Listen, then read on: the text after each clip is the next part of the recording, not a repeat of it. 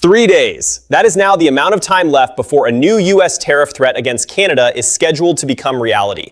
At 12:01 a.m. on August 19th, the Trump administration is set to impose an additional 50% tariff on a targeted group of Canadian products, including goods connected to autos, dairy, and alcohol. The affected trade is worth roughly $20 billion, a relatively small slice of the enormous Canada-U.S. trading relationship, but a potentially painful hit for the companies and industries caught inside it.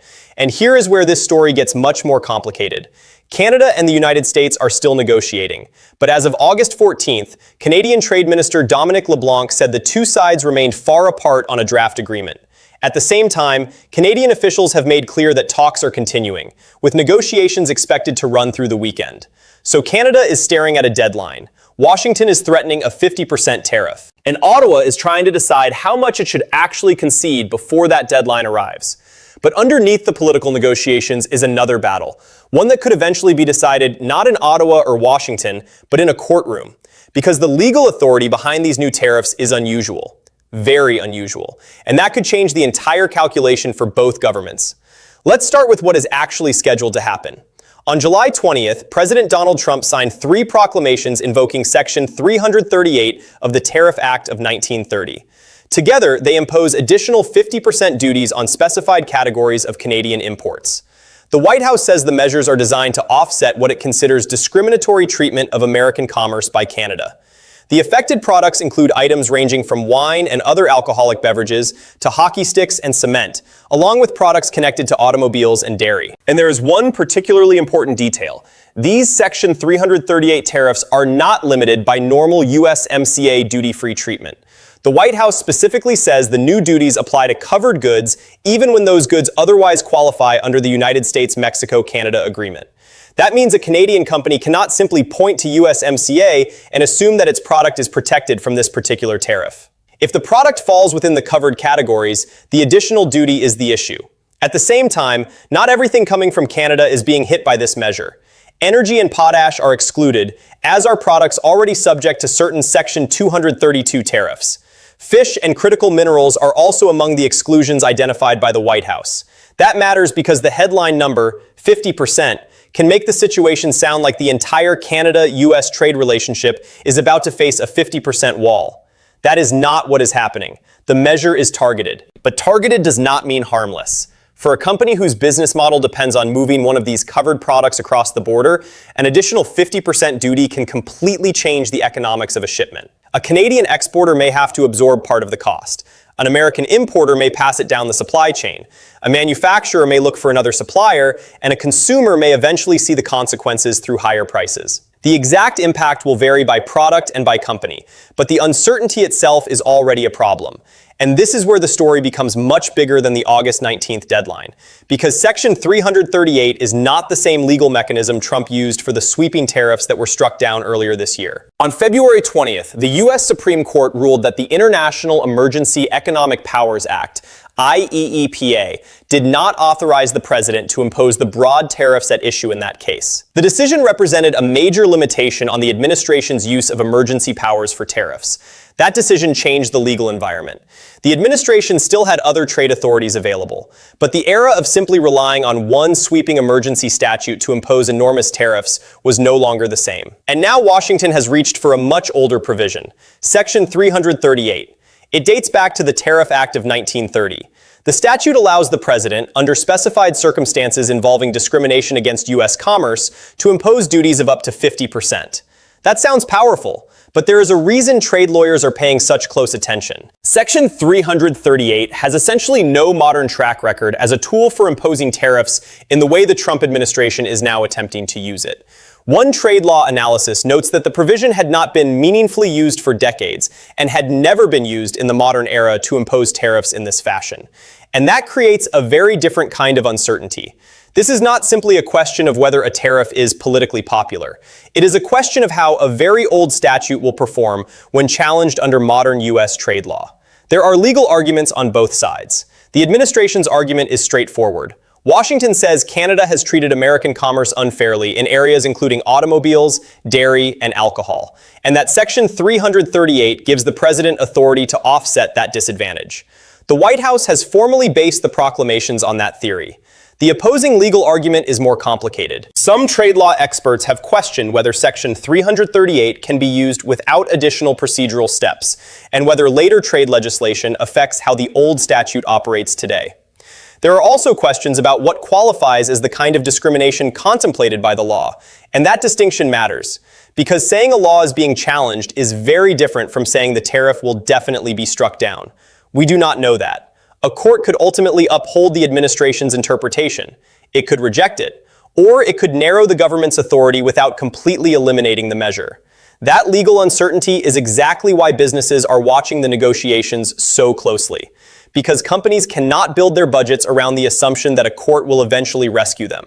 If a shipment becomes subject to the 50% duty on August 19th, the importer has to deal with the immediate financial reality first. The lawsuit comes later. And this is where the politics and economics collide. Imagine a Canadian manufacturer that has spent years building a supply chain around predictable access to the American market. Its suppliers are Canadian. Its customers are American. Its parts may cross the border more than once.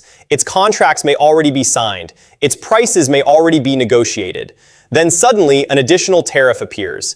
The company cannot simply rebuild its entire supply chain overnight. That is especially true in the automotive sector. North American auto manufacturing is not organized neatly along national borders. Parts move, components move, vehicles move. And the same supply chain can involve Canadian, American, and Mexican operations.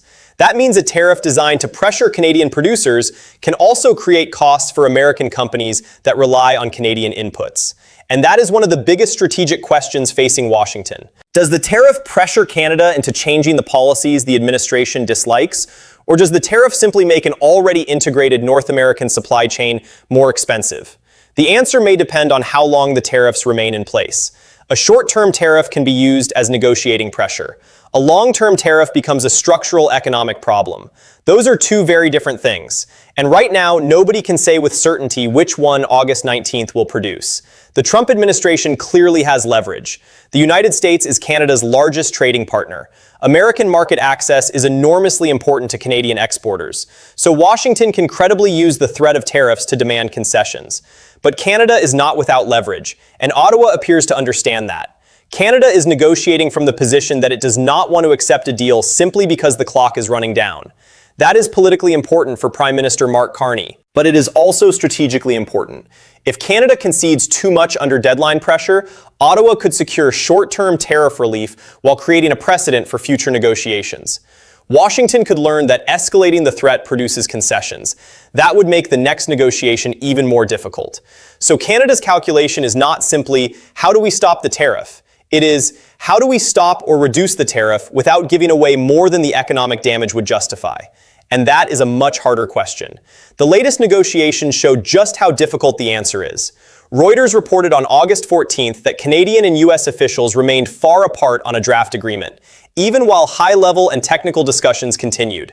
Key disagreements include U.S. concerns over Canadian treatment of American autos, dairy market access, and alcohol, while Canada is seeking relief from existing U.S. tariffs on Canadian steel and aluminum. Earlier reporting had suggested there were positive signs and that both sides had an interest in reaching an agreement before August 19th. But that optimism has been tempered by the remaining disagreements. And that tells us something important. The deadline is close, the talks are active, but a deal is not guaranteed. There is another number that helps put the situation into perspective. The threatened tariffs would affect roughly $20 billion of Canadian exports. That sounds enormous. It is enormous for the companies directly affected, but it is only around 5.2% of Canada's 2025 shipments to the United States. The broader Canada-US trading relationship is vastly larger. The two countries conduct hundreds of billions of dollars in trade every year, with recent reporting putting the total near $900 billion. That means the current fight is serious without representing the entire bilateral economy. And that distinction is important for understanding Canada's strategy. Ottawa does not necessarily have to treat every threatened tariff as an existential national crisis. It can isolate the sectors most exposed. It can negotiate. It can retaliate where necessary. It can diversify markets. And it can continue challenging U.S. measures through legal and diplomatic channels. But for the individual businesses inside those affected categories, the problem is much more immediate. A dairy exporter does not care that the broader bilateral relationship is worth hundreds of billions of dollars if its own shipment suddenly becomes uneconomical. An auto parts supplier does not care that energy is excluded if its specific product is not. A winery does not benefit simply because another Canadian industry remains outside the tariff list. That is why the political headline and the economic reality can look very different at the same time. At the national level, this is a contained portion of bilateral trade. At the company level, it can be a major shock. And there is another detail businesses need to understand. For importers dealing with these tariffs, timing matters. Trade compliance guidance says the new Section 338 duty is tied to when covered goods enter the United States, rather than simply when they leave Canada. That makes the days immediately surrounding August 19th particularly important for companies moving affected goods. Businesses cannot simply assume that shipping a product before the deadline automatically protects it from the new duty. The actual customs entry circumstances matter, and that is precisely why companies are preparing now rather than waiting for the final political decision. They have to plan for the tariff while hoping they never have to pay it. That is an uncomfortable position, but it is the rational one. Now consider what each side actually wants. For Washington, the goal is not simply collecting tariff revenue. The administration says the tariffs are intended to change Canadian behavior. It wants greater access for American products and wants Canada to address policies it considers discriminatory. The White House has specifically pointed to Canadian auto policies, dairy treatment, and alcohol restrictions as part of its justification. For Canada, the goal is different. Ottawa wants to preserve access to the American market while avoiding concessions that undermine Canadian interests. Canada is also seeking relief from U.S. tariffs already affecting important Canadian sectors. So both sides are asking for something, and that is why the final negotiation is so difficult. Neither government wants to walk away looking as though it surrendered. The next 3 days therefore matter for more than just the tariff rate. They matter for leverage. If Canada signs a deal before August 19th, the tariff threat may never be fully tested. If Canada refuses the terms and the tariff begins, Washington gains an opportunity to demonstrate that its threat was real. But then Washington also assumes the economic and political consequences of imposing the measure. And that is where the legal question comes back. Because if the tariffs take effect and are later challenged successfully, the administration could face a very different problem. The question would no longer be, can Canada live with a 50% tariff? It would become, did the president actually have the authority to impose it? That is a much bigger question, and it could affect countries beyond Canada. If Section 338 survives judicial scrutiny, the administration may have a potentially powerful tool available for future trade disputes. A statute that allows tariffs of up to 50% under the administration's interpretation could become part of Washington's negotiating arsenal. But if courts reject the approach, the opposite message would be sent. Presidents may discover that reaching into an old and rarely used statute does not automatically provide a reliable shortcut around the procedural and constitutional limits imposed by modern trade law. Either outcome matters. That is why this dispute is bigger than $20 billion. It is also bigger than Canada. It is about the boundaries of presidential tariff power, and it is about how the United States will conduct trade negotiations with its partners in the years ahead. There is, however, one thing we should not do. We should not assume the legal uncertainty means Canada can simply wait for a court to save it. That would be a dangerous strategy. Court cases can take time. Tariffs can be collected before a final judgment. Businesses can suffer losses while lawyers argue over statutory language. Supply chains can change. Contracts can be rewritten. Investment decisions can be delayed. And once a company changes its sourcing strategy, it may not immediately reverse that decision, even if the tariff later disappears. This is why the legal challenge is leverage, but not a guarantee. Canada still has to negotiate, and Washington still has to decide how far it wants to push. So what happens next? There are 3 realistic possibilities. The first is a last-minute agreement. This is probably the cleanest outcome for both economies. Canada makes targeted concessions. The United States reduces or suspends the threatened Section 338 tariffs. The two sides continue negotiating the broader trade relationship. Businesses get some certainty, and the August 19th deadline passes without the full tariff shock. The second possibility is a partial agreement. The two countries could reach a narrower arrangement covering some of the disputed sectors while leaving larger issues unresolved. That could prevent the entire package from moving forward, while buying negotiators more time. For businesses, even partial relief could matter enormously. The third possibility is that the deadline arrives without a deal. Then the 50% duties on the covered products would become the immediate problem. At that point, companies would have to adapt. Canada could consider additional responses. The legal challenges would become even more important, and both governments would have to manage the political fallout. None of these outcomes is guaranteed, and that is why the next 3 days could be more important than the last several weeks of public statements. The final negotiations often happen away from the cameras. Technical officials work through product lists. Ministers negotiate political compromises. Industry groups push for exemptions, and leaders decide how much they are willing to risk. There is also a broader lesson here. The Canada-US economic relationship was built on predictability.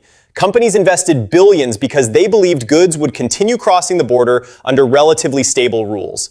When tariff policy becomes uncertain, the damage is not always visible immediately. It shows up in postponed investment. It shows up in inventory decisions. It shows up in higher insurance and compliance costs. It shows up in businesses choosing to build redundancy into supply chains. And eventually, those costs can reach consumers. That is why even a tariff affecting only a fraction of bilateral trade can have effects beyond the value of the products directly covered. The real economic cost can come from uncertainty. And right now, uncertainty is exactly what businesses have.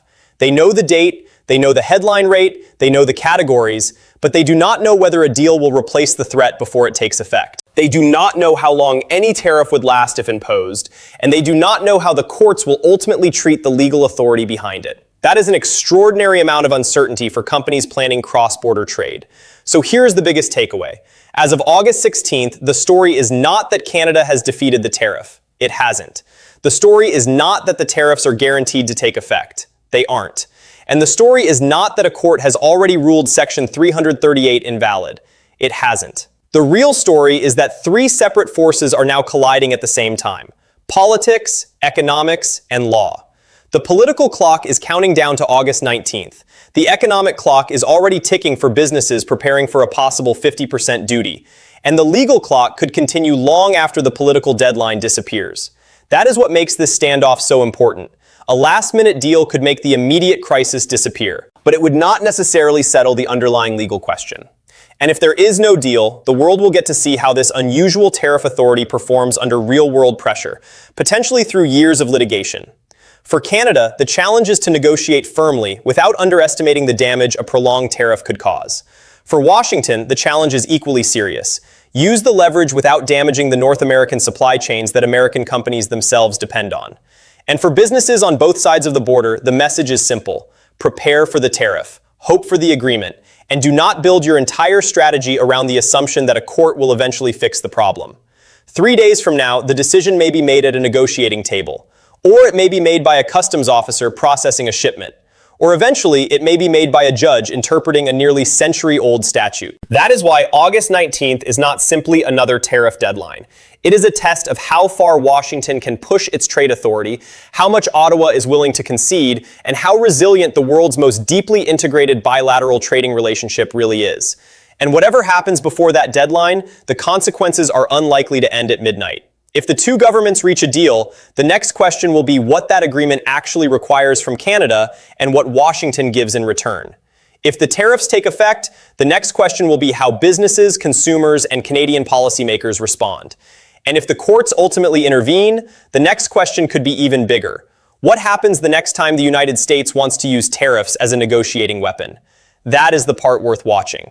Because this dispute may be about $20 billion today, but the rules established by its outcome could influence hundreds of billions of dollars in trade tomorrow. So as August 19th approaches, watch the negotiations, watch the tariff lists, watch the legal challenges, and most importantly, watch what each government is willing to give up to avoid being the one that blinks first. Because the deadline is only 3 days away, and the real fight may be just beginning. If you want to stay on top of what happens next between Ottawa and Washington, subscribe and stay with the channel. The next major development could come from the negotiating room, the border, or the courtroom, and each one could change the calculation for Canada-US trade.